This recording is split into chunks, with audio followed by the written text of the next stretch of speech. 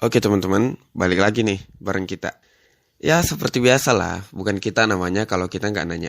Jadi pertanyaan kita kali ini atau bahasan kita kali ini adalah hal yang sepertinya udah pernah nih dilakuin oleh semua orang. Entah itu sadar maupun nggak sadar ya dilakuinnya. Nah pertanyaan kita kali ini, pernah nggak lo ngeliat postingan yang lagi heboh di IG atau lagi heboh di Twitter atau media sosial lainnya deh, tentang pembulian yang berujung pada tindak kekerasan? Gue rasa pernah lah ya. Atau malah sering banget. Nah, kali ini kita bakal ngebahas nih tentang ini. Tentang kasus bullying ini. Yang emang udah jadi masalah nih di kalangan milenial ini.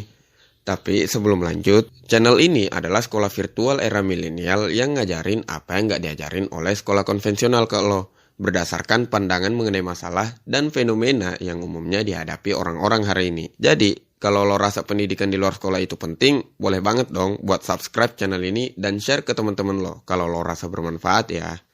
Oke, balik lagi nih ke masalah yang bakal kita bahas ini, tentang masalah bullying. Udah nggak bisa kehitung lah kasus bullying yang sangat memprihatinkan yang pernah heboh di Indonesia. Sebut aja penjual gorengan di daerah Pangkep, Sulawesi Selatan. Yang waktu itu sempet tuh jadi trending nomor 1 di berbagai sosial media. Entah itu di IG kah, di Twitter kah, di Facebook.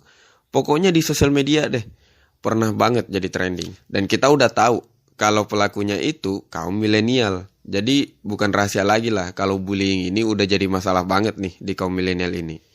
Tapi bullying itu apa? Apa dengan nyatain orang itu udah bisa termasuk bullying? Atau bullying itu harus mukul dulu nih baru kita sebut bullying? Nah kita bakal jawab nih. Kalau menurut Oxford nih ya, bullying itu artinya seseorang yang terbiasa mengintimidasi atau menyakiti orang yang dianggap rentan.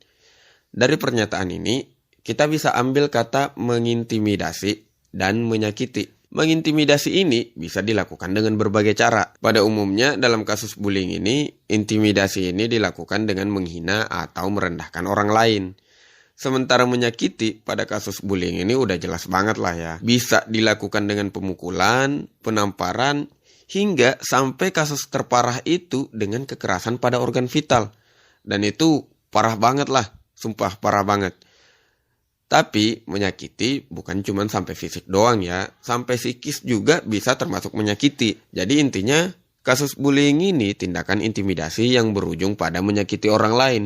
Entah itu menyakiti secara fisik ataupun menyakiti secara mental ya. Oke, sekarang kita udah tahu dong kasus bullying itu yang kayak gimana. Tapi, apa sih penyebabnya orang melakukan yang namanya bullying ini?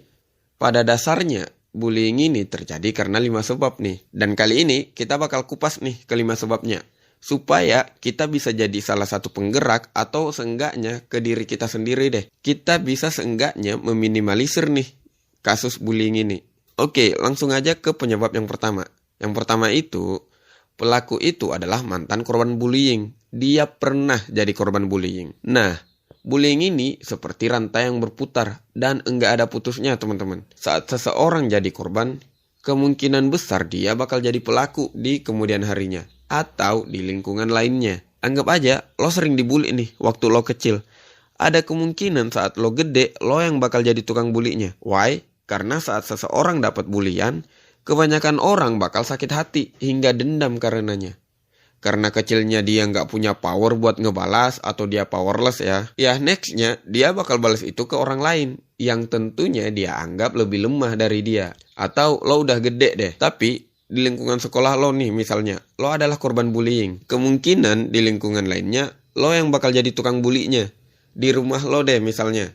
Ya lo bakal lampiasin itu ke adek lo. Ini kemungkinan aja ya, tapi sering banget terjadi. Yang kedua, punya masalah. Oke, gue rasa kita bisa sepakat nih dengan penyebab yang kedua ini. Beberapa tukang bully biasanya punya masalah yang enggak mereka bisa kontrol. Dan mereka harus lampiasin itu. Cara buat ngelampiasin ini ada banyak sih sebenarnya. Dan tentu aja salah satunya itu dengan menindas orang lain. Atau bisa kita sebut dengan bullying. Dan enggak sedikit loh orang yang milih jalan ini sebagai jalan pelampiasan. Dan tentu aja kita udah sepakat juga dong kalau jalan ini adalah jalan yang salah. Dan yang ketiga, kurang perhatian. Nah, ini nih sebab lainnya nih. Kurang perhatian dari keluarga. Enggak sedikit loh kasus bullying yang dilakukan oleh pelaku sebagai cara buat menarik perhatian. Bisa perhatian dari orang tua atau keluarga, atau malah mau narik perhatian dari lingkungannya. Kalau yang ini kadang dilakuin tanpa sadar sih. Dan memang saat pembulian terjadi, baik itu si pembuli ataupun korbannya, ya tentu aja dong bakal dapat perhatian dari lingkungan sekitarnya. Khususnya bagi si pelaku ya. Dia tentu aja bakal ngerasa hebat setelah dapat perhatian itu. Yang sadar atau enggak, dia ngarepin tuh perhatiannya. Oke, lanjut nih ke penyebab yang keempat.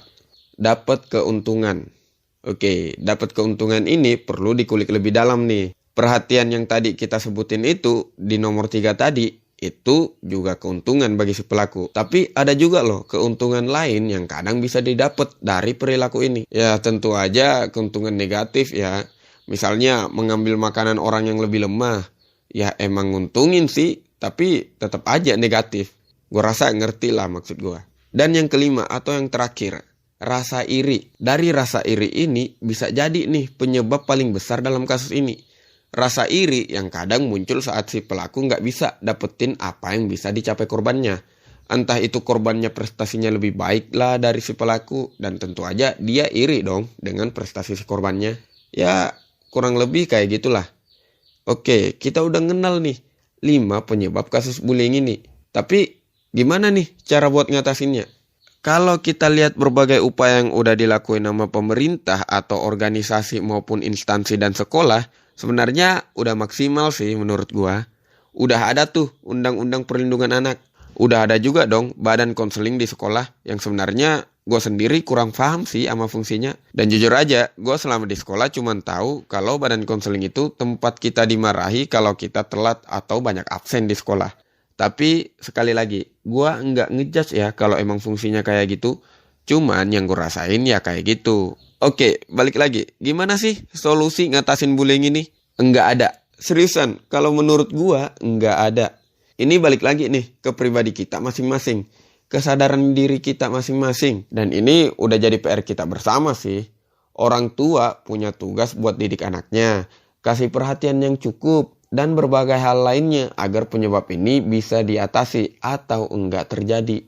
Lanjut ke pola pikir pelaku yang harus diubah. Dimana cara buat dapetin keuntungan itu dengan cara bullying bukan satu-satunya cara. Banyak cara yang lain kok.